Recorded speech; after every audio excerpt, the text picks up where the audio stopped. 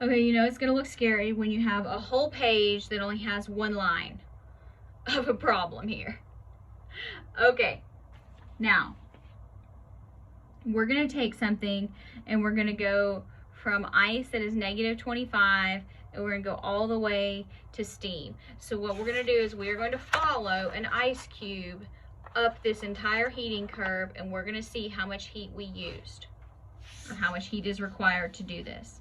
Now, to make things a little bit simpler, we have 1 mole, and we've already converted it to grams. So depending on which calculation we're using, we'll either use the moles or the grams. Okay, and again, the values of specific heat and your delta H values will be given to you. You just have to know which ones to, what they stand for, so what do those abbreviations mean, and when to apply them. So the first thing we need to do is we have ice. What temperature does water melt? I hope you said 0. Don't tell me 32, that's Fahrenheit. We're in Celsius here. All right, so the first thing we need to do is we need to heat the ice. So we know that Q equals MC delta T. This is a plug and chug here, all right? Now, heat equals, we're gonna use grams, 18.02 grams times specific heat of ice is 2.09, that's a 9, joules per gram degree Celsius. And our delta T is, we're going from -25 to 0, so delta T is going to be 25 degrees Celsius. Okay, grams, grams. Now, I will tell you that it's easiest to go ahead and convert everything to kilojoules for when you're at the end. So just kind of get in the habit of keeping your units the same. So as you go through these calculations, because we're going to have to do 5 steps, as we go through the 5 steps, either keep everything in joules or everything in kilojoules. I tend to like kilojoules because it keeps the numbers a little bit more manageable. Times 25. So 941, that's in joules. So here, let's write 942 joules, or divide by 1,000, 0.942. 0.942 kilojoules. And just kind of hang on to that. After we have heated the ice, what do we need to do next? We need to melt the ice. Again, just think about what happens in a glass. So here, we're going to know Q equals number of moles, heat of fusion. So we've already said there's 1 mole, that makes things easy. Heat of fusion for water is 6.02 kilojoules per mole. Well, that makes things easy. 1 mole, 6.02 kilojoules. Just hang on to that value. After we have melted the ice, so now we have liquid water, we need to heat the liquid water. So here we're going to go all the way up to the boiling point. So what's the boiling point of water? I hope you said, Dr. B, it's 100 degrees Celsius. That would be the correct answer. So here we're going to go back to mass, MC delta T, 18.02 grams. Specific heat here, 4.18 joules per gram degree Celsius. And delta T this time, we got to heat it 100 degrees. Okay, so now 18.02 times 4.18 times 100.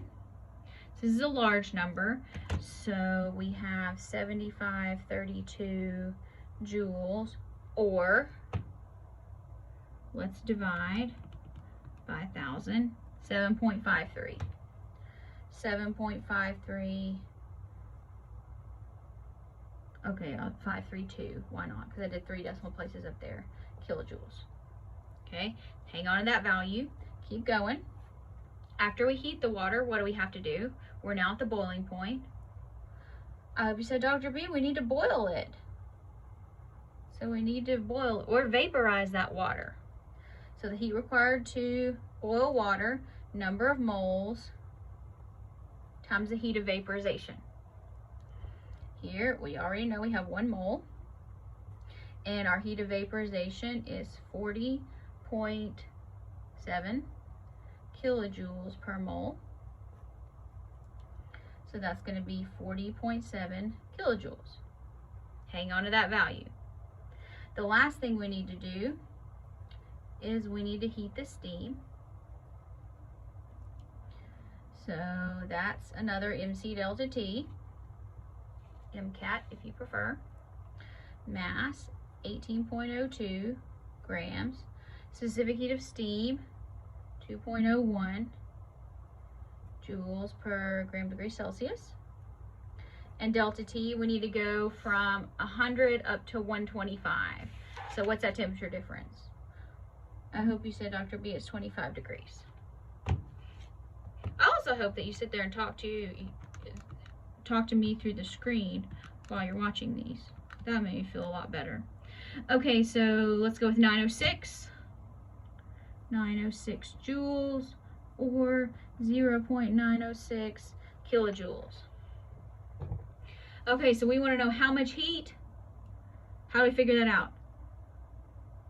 Add it up. That's right. Okay, so here, I actually like to do it over here. I don't know why. It's just kind of a habit. Total heat, because I like to line them up. So 0.942 kilojoules, and this also helps me keep track of my units. 6.02 kilojoules, 7.532 kilojoules, 40.7 kilojoules, 0.906 kilojoules. Add them all up. Okay, so let's give it a try.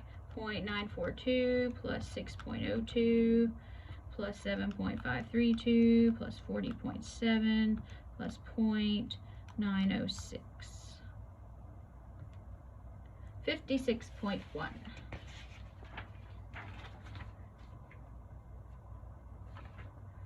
All right, so 56.1 kilojoules is necessary to go through that process. Now, sometimes you may have, it may not ask you to go all the way from here to here. So pay attention with what phase you're starting and then where you need to go. So you may not have to go through all 5 steps. You may just need to go through like 3 of them. You may, again, just be careful, because you're probably going to be given all of these specific heats and delta H values. You have to know which ones to apply when.